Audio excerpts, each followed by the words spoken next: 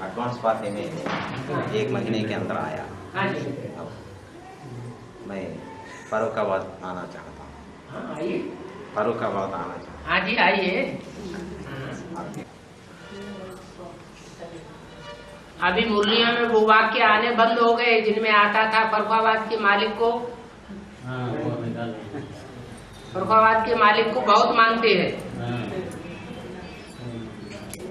फर्रुखाबाद के मालिक की बात जो मुरलियों में आई है वो अभी आना बंद हो गई।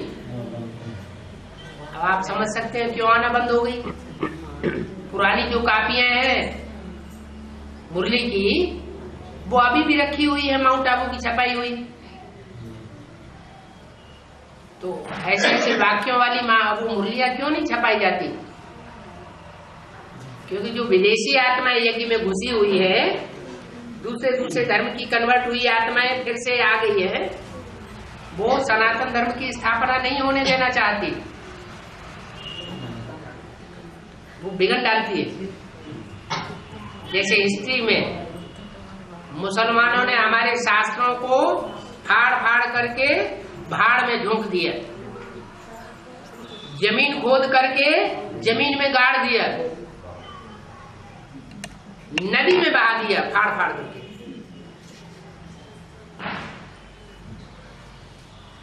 वो असली चीज को गुप्त कर देते हैं और अपनी झूठी बातों को प्रत्यक्ष करते हैं। मुसलमानों ने और क्रिश्चियंस ने भारतीय शास्त्रों की, भारतीय फिलॉसफी की बहुत ग्लानि की। हिस्ट्री में ये बात प्रसिद्ध है। और भारतवासी ज्ञान की ही बात करते हैं। तो इन सब बातों की शूटिंग कहाँ होती है? ब्राह्मणों की संगमी की दुनिया में ही शूटिंग हो रही है। जो श्रेष्ठ सूर्यवंशी आत्माएं हैं, जो मुट्ठी भर तादाद में है ब्राह्मणों की दुनिया में,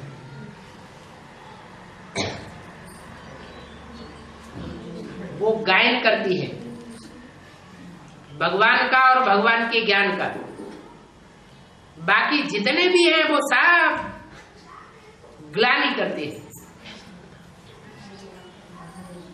भगवान की ग्लानि करते हैं और भगवान के बच्चों की भी ग्लानि करते हैं। इसलिए मुरली में बोला है, कलंकी दर पिछाड़ी कुत्ते भौंकते रहते हैं।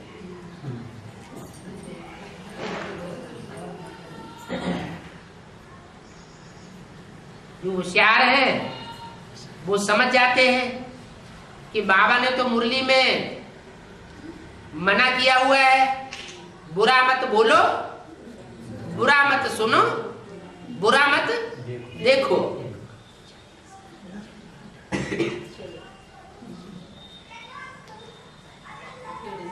तो ये बुराई करने वाली बातें कहां से आ गई? मुरली सुनाते सुनाते बुराई करना कहां से सीख लिया? मुरली में तो अच्छी बातें आई है, बुराई की बातें थोड़ी आई है। भगवान जो सुनाता है वो सब अच्छा ही अच्छा सुनाता है। और विधर्मी विदेशी जो कुछ सुनाते हैं, उसके सुनाने का प्रभाव ये हुआ कि दुनिया नीचे गिरती चली गई। एक बाप आकर के जो सुनाते हैं, उससे दुनिया नीचे से ऊपर उठ जाती है, सत्य को बन जाती है। 16 कला संपूर्ण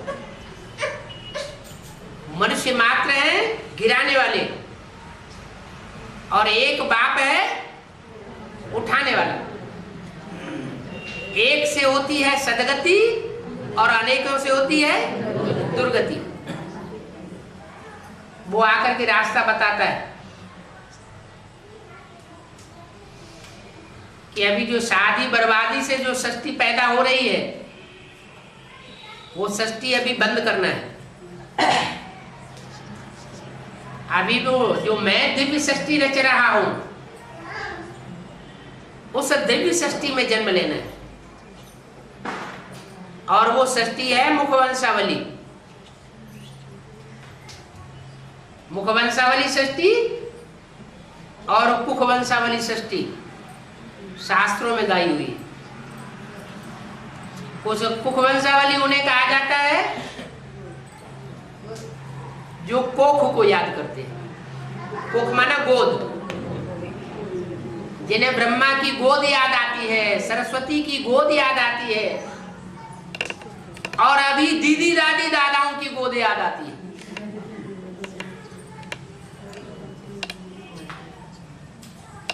तो वो हो गई कुखवंशावली।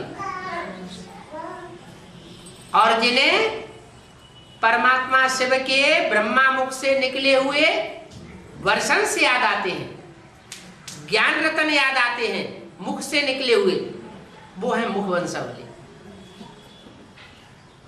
जो मुखवंशावली होंगे वो ज्ञान रत्नों से खेलेंगे। वो दीदी दादी दादाओं से संतुष्ट नहीं होंगे। किससे संतुष्ट होंगे? ज्ञान की बातों से संतुष्ट होंगे। इसलिए बोला है ये ज्ञान सिर्फ गीता पाठी ब्राह्मणों को सुनाओ, वो अच्छा समझेंगे।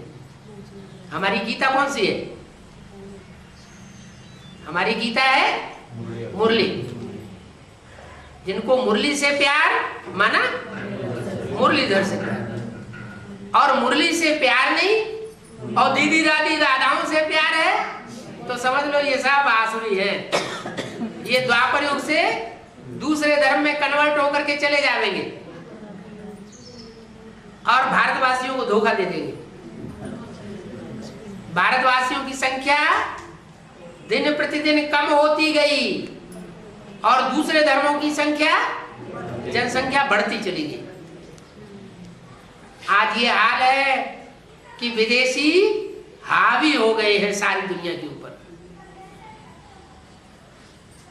अभी तो बहुत भारी रिवॉल्यूशन होने वाला है ज्ञान की बातों को लेकर के।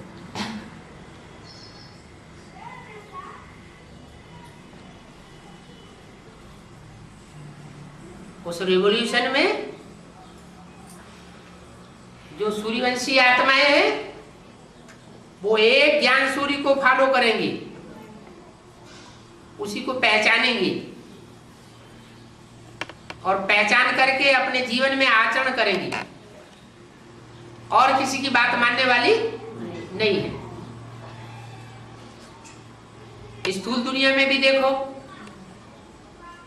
सूर्य जब दिन में निकलता है तो सितारे सब मर्ज हो जाते हैं और चंद्रमा जब रात में निकलता है तो सारे सितारे प्रत्यक्ष हो जाते हैं। जितना जितना चंद्रमा छोटा होता जाएगा सितारे बड़ा रूप धारण करते जाएंगे। यहाँ ब्राह्मणों की दुनिया में चंद्रमा कौन है? ब्रह्मा। तो सितारों की जगमगाहट जो है वो सारे संसार में अभी दीदी दादी दादाओं के रूप में हो रही है। बड़े बड़े मेगा प्रोग्राम होते हैं, वो सितारे स्वतः ही अपने को अपने आप प्रत्यक्ष करते हैं। लेकिन जब सूर्य प्रत्यक्ष होगा तो इन सितारों की रोशनी कोई काम की नहीं रहेगी, एक ही एक दिखाई देगा। ये हमारी भारतीय परंपरा है। क्या? कि परिवार में जब तक बाप मौजूद होता है तो बच्चा अपने को आगे नहीं करता। और विदेशों में क्या परंपरा है? विदेशी राजाएं जो हुए हैं भारत में, उनकी क्या परंपराएं रही? औरंगजेब गद्दी पे बैठा, अपने बाप को उठा करके जेल में डाल दिया। क्रिश्चियंस में भी ये परंपरा पनपी है। बाप मरे तो राजा ही हमको मिले। अभी जैसे माँ बाप, उनकी कोई हस्ती नहीं रही हिंदुस्तान में। विदेशी शिक्षा ने इतना असर कर दिया है कि अपनी पुरानी परंपराओं को भूल गए। अभी सिर्फ कागजों में लिखा जाता है वसुधैव कुटुंबकम हमारा नारा है। अभी पारिवारिक व्यवस्था हिंदुस्तान में टूट गई है। अभी बाप फिर आए हैं उस पारिवारिक व्यवस्था को बनाने के लिए। तरीका वही है, वहां लौकिकता है उस दुनिया में और यहाँ अलौकिकता है। उस दुनिया में बच्चे पैदा होते हैं तो पुराना शरीर छोड़ते हैं, उस दुनिया से मरते हैं, नए बाप के घर में जन्म लेते हैं। जन्म लेने से पहले 9 महीने पेट में पकना पड़ता है, दुनिया से कनेक्शन टूट जाता है। वो हद की पैदाइश की बात है और यहाँ बेहद की पैदाइश की बात है। जो मुरलियों में बोला है कि 7 दिन की भट्टी करना बहुत जरूरी है। एक दिन आना और एक दिन जाना और 7 दिन भट्टी में बैठना, उसमें बाहर की दुनिया से कनेक्ट। तो बेसिक दुनिया से मरते हैं और एडवांस की दुनिया में जन्म ले लेते हैं। मुरली में बोला था तुम बच्चों का क्लास ट्रांसफर होगा। जब क्लास ट्रांसफर होता है तो टीचर्स भी बदल जाते हैं, स्थान भी बदल जाता है। यहाँ भी क्या होता है, बेसिक नॉलेज में से जब एडवांस में आते हैं तो टीचर्स भी बदल जाते हैं और स्थान भी बदल जाते हैं। पढ़ाई वही है जो मुरलियां ब्रह्मा के मुख से निकाली हुई पहले सुनाई जाती थी, वो एडवांस में भी वही मुरलियां सुनाई जाती, लेकिन अंतर पड़ जाता है भारी। बेसिक नॉलेज में सूरदास, कबीरदास, तुलसीदास के दोहे, कवित्त, चौपाइयां सुनाई जाती हैं, रटाई जाती है, बच्चे याद करते हैं, लेकिन उनके गुह्यार्थ को नहीं जानते। और वही चौपाइयां, वही सूरदास के पद फिर BA MA में पढ़ाए जाते हैं और उनके अर्थ गुह्यार्थ हो जाते हैं, जिसके लिए मुरली में बोलते हैं मैं गुह्यते गुह्य राज समझाता हूं। तो दुनिया के मुकाबले बेसिक नॉलेज में जो ज्ञान सुनाया वो गुह्य ज्ञान था और उस गुह्य की भी गुह्यता एडवांस ज्ञान में सुनाई जाती है। सुनाने वाला एक ही है, वो बाप के रूप में बच्चों को ज्ञान का बीजारोपण डाल करके जन्म भी देता है, वो ब्रह्मा के रूप में पालना भी देता है और वो टीचर बनकर के एक एक मुरली के महावाक्य के हिज्जे हिज्जे कर करके भी समझाता है। ये मुरली के महावाक्यों को हिज्जे हिज्जे करके समझाना, गहराई से बताना और किसी मनुष्य मात्र का काम, किसी ब्रह्मा कुमार कुमारी का काम नहीं है। तो वो टीचर भी बनता है, सुप्रीम टीचर है। जैसी सुपरमेसी वाली पढ़ाई वो पढ़ाता है, ऐसी पढ़ाई और कोई दूसरा मनुष्य नहीं पढ़ा सकता।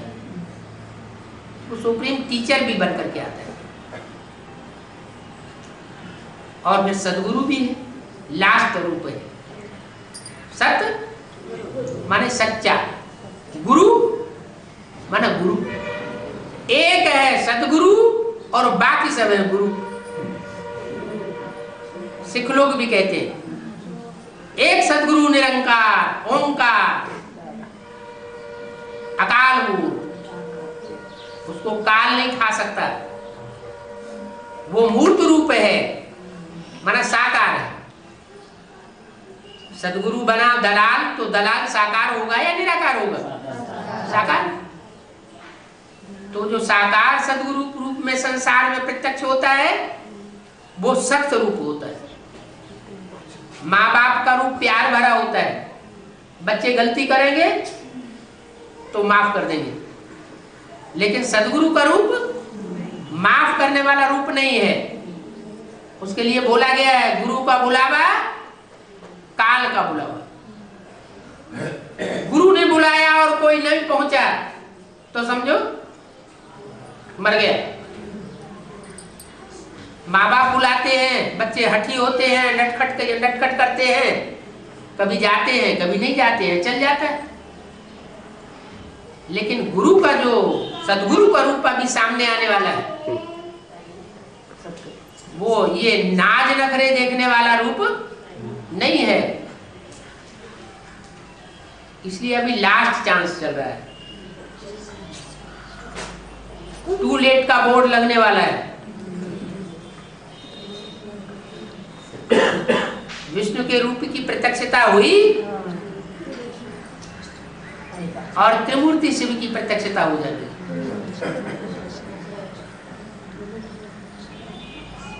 इसलिए जो भी आत्माएं अभी निकलती हैं भट्टी करने के लिए, उनकी भट्टी हो जानी चाहिए। ऐसे कि ये भट्टी चलती रहेगी, माउंट आबू तक भी चलती रहेगी। क्योंकि 4.5 लाख आत्माओं को भट्टी करनी है और उनमें प्रवेश होकर के ब्रह्मा सरस्वती जैसी 4.5 लाख आत्माएं जो बच्चे के रूप में सतयुग में जन्म लेने वाली है, वो भी उनमें प्रवेश करके भट्टी करेगी। तब 9 लाख की जनसंख्या पूरी होगी। 9 लाख आत्माओं को ज्ञान योग की भट्टी पूरी करनी है। जो पहले जन्म की प्रजा होगी, उस प्रजा की भी कोई विशेषता है जो और जन्मों की प्रजा में वो विशेषता नहीं होगी। 84 जन्मों की कथा कहानी जानने वाले ये 9 लाख आत्माएं होंगी। सतयुग में जो कम जन्म लेने वाली आत्माएं ऊपर से नीचे उतरेंगी, वो 84 जन्मों के रहस्य को नहीं जानेंगे। उनके कम जन्म होंगे, कम कलाएं होंगी। वो द्वापर युग से दूसरे धर्म में कन्वर्ट हो जाएंगे। वो कच्ची आत्माएं। अभी विष्णु की प्रत्यक्षता होती है, वैष्णो देवी की प्रत्यक्षता हुई और उस तरफ से सारी की सारी जो भी देवात्माएं वो इधर आ जाएंगे। सूर्यवंशी तो पहले ही आ चुके, आ रहे हैं। जो थोड़े बहुत रहे बचे हैं वो भी आ जाएंगे। चंद्रवंशी भी आ जाएंगे। सूर्यवंशी और चंद्रवंशी इन दोनों से मिलकर के देवता धर्म बनता है। और बाकी जो कम जन्म लेने वाली आत्माएं हैं वो वहां पड़ी रहेंगी, मुकाबला करेंगी, विरोध पैदा करेंगी। दुनियावी धर्म गुरुओं के साथ मिलकर के विरोध करेंगे। दुनियावी जो राज्याधीश हैं, सत्ताधारी हैं, उनके साथ मिलकर के विरोध करेंगे। बड़ा भारी रिवॉल्यूशन हो जाएगा। लेकिन पांडवों के साथ भगवान होता है। पांडव मुट्ठी भर होते हैं 5 और कौरव यादवों की संख्या 500-700 करोड़। फिर भी विजय किसकी होनी है? पांडवों की विजय होनी है। तो जरूर ऐसा संगठन का किला मजबूत बनेगा। कहते हैं ना, अपने घर में अगर संगठन सच्चा हो, अपने घर में अगर मजबूती हो, तो बाहर का दुश्मन हमारा कुछ भी बिगाड़ नहीं सकता। बिगाड़ तब होता है जब घर का भेदी लक्का ढाता है।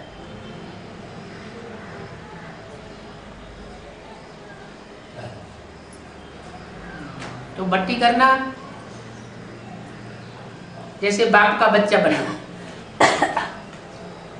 बच्चा जब तक जाकर के बाप के घर में जन्म न ले, तब तक बच्चा नहीं कहा जाता।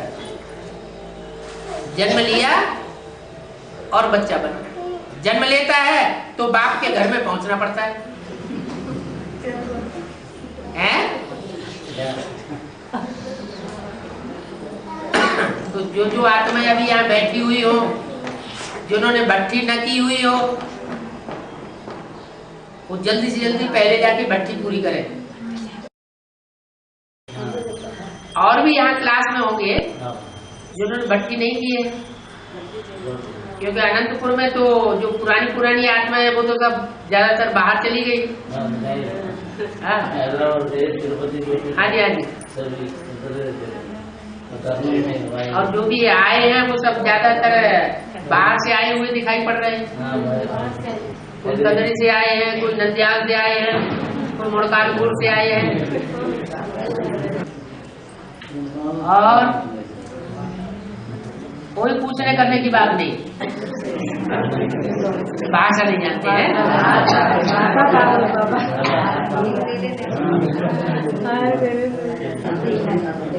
बाबा ये माता जी पूछ रहा है, हाँ वो द्वादश लिंग होता है ना? हाँ जी, 12 स्थल में 12 लिंग होता है ना? हाँ जी। उसका महिमा क्या है पूछ रहे हैं। 12 आत्मा जो सूर्यवंशी निकलती है वो सूर्यवंशी 12 आत्माएं, जिनमें एक शिव बाबा माने शंकर का रूप और 11 रुद्रगण, वो 12 मिलकर के 12 द्वादश लिंग कहे जाते हैं। हाँ जी, जो निराकारी स्टेज में स्थिर होते हैं। निराकारी स्टेज माना उनको अपनी इंद्रियों का जैसे भान ही नहीं।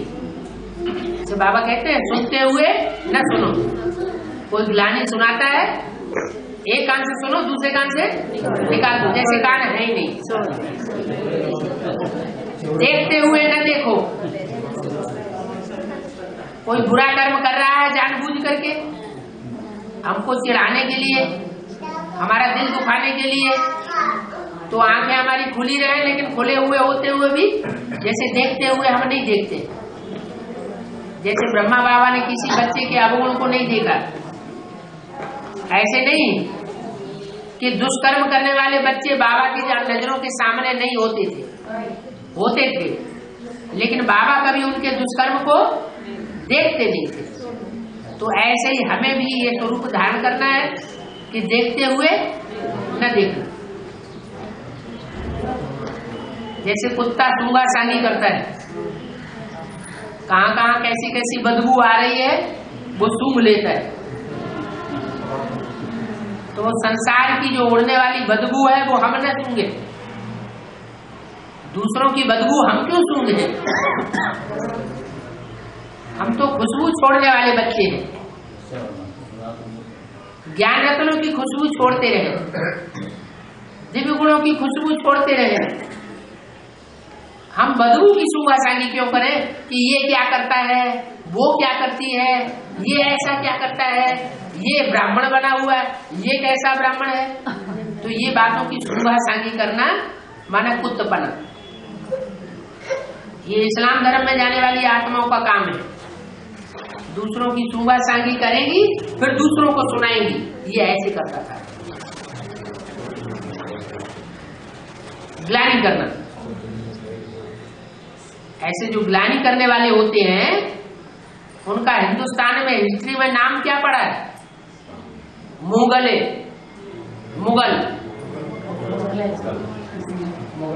मुगल सल्तनत हुई है ना, मुगलों का राज्य हुआ है ना। हाँ जी, उनका मुंह गला हुआ था क्योंकि ग्लानि उन्होंने की हिंदू धर्म की। तो वो कार्य हमें नहीं करना। तो ऐसे ही सभी इंद्रियों में जो भी इंद्रियां हैं, उन सभी इंद्रियों में हमारी ऐसी विशेषता समा जाए, सभी इंद्रियां ऐसी निराकारी स्टेज वाली हो जाए। जैसे इंद्रियों से कर्म करते हुए हम कर्म कर ही नहीं रहे, चाहे श्रेष्ठ इंद्रियां हो और चाहे भ्रष्ट इंद्रियां हो। इंद्रियों से कर्म करने के लिए मना नहीं किया, लेकिन मन को पूरा कंट्रोल करके कर्म करना है। कर्म करते हुए मन बुद्धि एक बाप की याद में लगी रही। जब ऐसा कर्म करेंगे और उस कर्म में जो श्रेष्ठ पास होने वाली आत्माएं होंगी वो 12 आत्माएं निकलेंगी। इसलिए उनका गायन है द्वादश लिंग, ज्योतिर्लिंग। किसके लिंग? ज्ञान की ज्योति से भरे पूरे लिंग, वो शिवलिंग कहे जाते हैं। हाँ, वो जिस स्थान पर दिखाए हैं यात्रा के रूप में, वो 12 लोग वहाँ से आएंगे क्या? नहीं नहीं, वो तो ऐसे दिखा दिया। अब वाराणसी है, बनारस, बनारस है, काशी कही जाती है, तो क्या ब्राह्मणों की दुनिया में ज्ञान का बना बनाया रस काशी में मिल रहा है? कहाँ मिल रहा है? हैं? जहाँ से मिल रहा है वही बनारस है। जहाँ ज्ञान का बना बनाया रस सारा मिल रहा है, वही हमारा बनारस है। वहां जाकर के अनुभव करो कि दुनिया के मुकाबले वहां काश्य माना वो याद का तेज वहां है अथवा नहीं है, तो अनुभव करने से पता चल जाता है। क्योंकि जहां लंबे समय तक तपस्या होती है, उस तपस्या का प्रभाव रहता है। भले बाबा वहां सन 98 के बाद नहीं है, 98 के बाद अभी 2005 चल रहा है ना, तो 8 साल हो गए। बाबा का वहां पहुंचना नहीं हुआ, तो भी वहां तपस्या का इतना प्रभाव है कि जो भी नई नई आत्माएं वहां पहुंच रही हैं, वो बहुत अच्छा अनुभव करके आती है। हाँ, कोई विधर्मी आत्माएं पहुंच जाए तो दूसरी बात, तो पता लग जाएगा। वहां पहुंचने पर उनको अच्छा नहीं लगेगा, मेंटल टेंशन बढ़ जाएगा, वहां से भाग खड़े होना चाहेंगे। जो देवता धर्म की पक्की आत्माएं होंगी उनको बहुत अच्छा लगेगा। चंद्रमौलीश्वर अंटाరు जी, चंद्रमौलीश्वरुడు అని क्या कह रहे हैं? चंद्रमौली कहते हैं। चंद्रमौली, मौली माने मस्तक అదే और चंद्र माने चंद्रमा। जिसके मस्तक पर चंद्रमा विराजमान है उसको कहते हैं चंद्रमौली माने शंकर जी। चंद्रमा मस्तक पर विराजमान है माना प्रवेश है। जैसे तीसरा नेत्र शिव नेत्र कहा जाता है, शिव नेत्र खड़ा हुआ नेत्र दिखाते हैं, तो वो शिव है, वो प्रवेश है, इसलिए उसको कहते हैं शिव नेत्र। शिव के प्रवेशता की निशानी है शिव नेत्र। ऐसे ज्ञान चंद्रमा ब्रह्मा की प्रवेशता की निशानी है चंद्रमा। ये दो विशेष आत्माएं हैं, वो राम वाली सोल में प्रवेश करती है। इसलिए तीनों आत्माओं का इकट्ठा पार्ट एक स्वरूप के द्वारा चलता है और उसका नाम दिया है शंकर। क्या? मिक्स। शंकर माना मिक्स पार्ट। कोई समझ नहीं सकता जल्दी कि कौन बोल रहा है, कौन दृष्टि दे रहा है, कौन वाइब्रेशन छोड़ रहा है, कौन कर्म कर रहा है।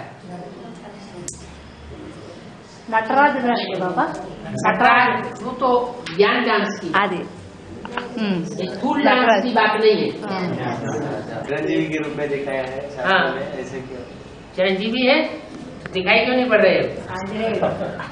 हैं? चिरंजीवी है तो दिखाई पड़ना चाहिए ना। वो यहाँ संगम युग की यादगार है। चिरंजीवी का मतलब ये हुआ कि जो यहाँ ज्ञान में आदि से लेकर के अंत तक निश्चय बुद्धि रहता है वो जैसे जिंदा है, और जो अनिश्चय बुद्धि हो जाता है वो जैसे मर गया। हाँ, तो चिरंजीवी नहीं है। चिरंजीवी माने आदि से लेकर अंत तक जिंदा रहने वाला। तो 5000 वर्ष की शूटिंग का जो पीरियड अभी चल रहा है ब्राह्मणों की संगम की दुनिया में, इस समय जो ज्ञान में आदि से लेकर अंत तक जिंदा है, माने उसको अनिश्चय कभी पैदा नहीं होता, उसकी यादगार जो है वो शंकर जी के रूप में, अंजनेयालु के रूप में, हनुमान के रूप में ये गाई है। సీతారామం ఉంటుంది కదా, అది ఎప్పుడు ఆ గడ్డి పుల్ల తీసుకొని చూపిస్తా ఉంటారు రావణుడు మాట్లాడినప్పుడంతా. ఎందుకు అది దాని అర్థం? गड्डी पुल्ला। ఏ నువ్వు గడితో సమానం గట్టి పులతో సమానం నువ్వు నా రాముడు గొప్పవాడు అంటుంది जो सीधा होते हैं जब रावण उससे मुलाकात करने के लिए जाते हैं तो घास के ऐसा करके बात करते थे ऐसे क्यों दिखाया ऐसा करके तिनके की ओट लेकर के बोलती है। हाँ जी माने तिनके को सामने रख करके बोलती है। हाँ जी हाँ वो रावण को नहीं देखती है, वो तिनकों को देखती है। इसका मतलब ये हुआ कि कोई भी आत्मा जो देवी देवता सनातन धर्म की नीचे से नीचे तबक्के की आत्मा है, माने सूर्यवंशी आत्मा है, उस आत्मा को देख करके वो रावण से बात करती थी। रावण से डायरेक्ट बात नहीं करती थी। वो जो सूर्यवंश की नीचे से नीचे तबक्के की आत्मा होगी वो भी सीता को माता की दृष्टि से देखेगी, वो नीच कुल की नहीं होगी। जो नीच कुल की आत्माएं होती है वो दूसरे धर्म में कन्वर्ट होने वाली आत्मा होती है, इसलिए वो माता छोटे स्वरूप को भी सामने रखती है। जैसे कहते हैं एक शेरों की डिनाइस्टी हो, एक घोड़ों की डिनाइस्टी हो और एक गधेड़ों की डिनाइस्टी हो,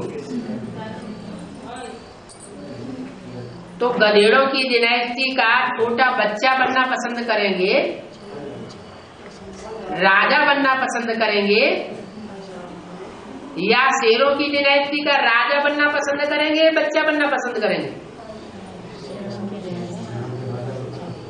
शेरों की डिनाइस्टी का या तो राजा बनना पसंद करेंगे या बच्चा बनना पसंद करेंगे। छोटे से छोटा बच्चा भी बन जाए तो भी अच्छा, लेकिन गधेड़ों की डिनाइस्टी का कोई राजा बनना पसंद नहीं करेगा।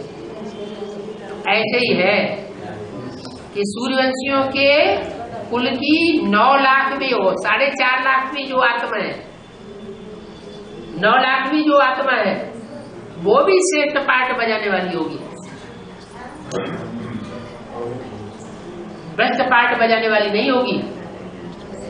मुसलमानों में तो देखो क्या क्या हुआ है, जैसे ही इस्लाम धर्म शुरू हुआ भाई बहनों में शादी करना शुरू कर दी।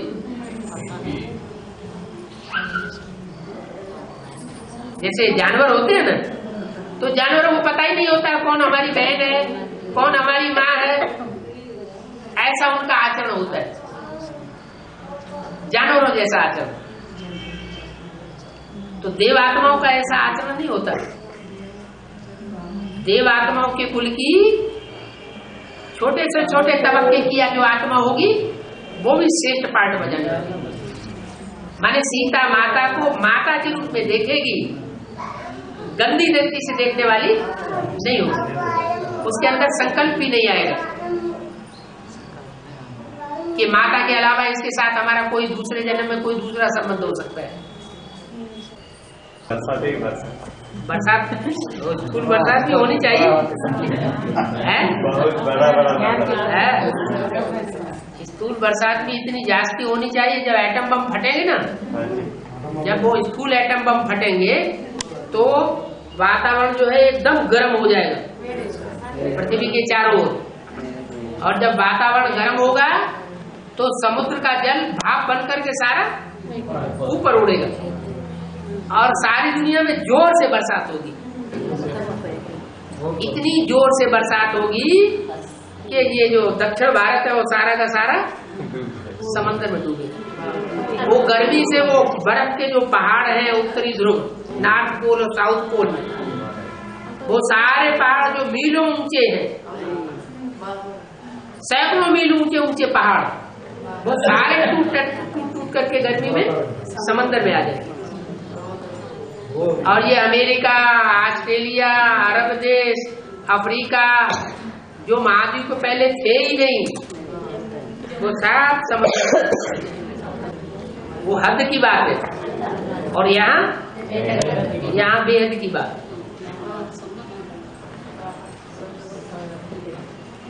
और बाबा ने भी बोला है, क्या बोला है?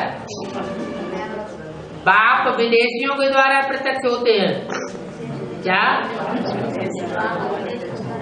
जो भारतवासी हैं वो कुंभकर्ण नींद में सो रहे थे, उन्हें पता ही नहीं होता। और जो भाषा भी नहीं जानते वो पहचान लेते हैं और संसार में प्रत्यक्ष कर देते हैं। इतना वंडरफुल ज्ञान है। अगर सेवा की फील्ड में निकलेंगे तो बुद्धि खूब चलेगी, मनन चिंतन मंथन ज्यादा चलेगा। दिन में 2-4 आत्माओं को भी सुनाते रहेंगे तो बुद्धि मनन चिंतन मंथन में खूब आगे आगे दौड़ेगी। माता जी पूछ रहा है श्रीकालहस्ती का मतलब क्या है? श्री माने श्रेष्ठ और काल माने महाकाल और हस्ती माने उसकी ताकत। तो महाकाल की ताकत तो बहुत बड़ी ताकत है ना।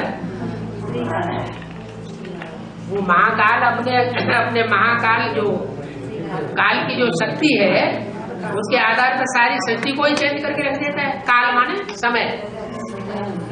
कहते हैं ना काल की हस्ती बहुत बड़ी शक्ति है। जब काल परिवर्तन होता है तो काल के आगे कोई नहीं टिकता। श्रीकालहस्ती चरण। हाँ जी, हाँ जी। काल के सामने किसी की चलती नहीं है। हालांकि हम जानते हैं कि काल तो जड़ है, समय जड़ है और आत्मा चैतन्य। चैतन्य आत्माओं में भी कोई ऐसी आत्मा है जो महाकाल का पार्ट हो जाती है। इसलिए उनकी यादगार में वो नाम पड़ गया है श्रीकालहस्ती।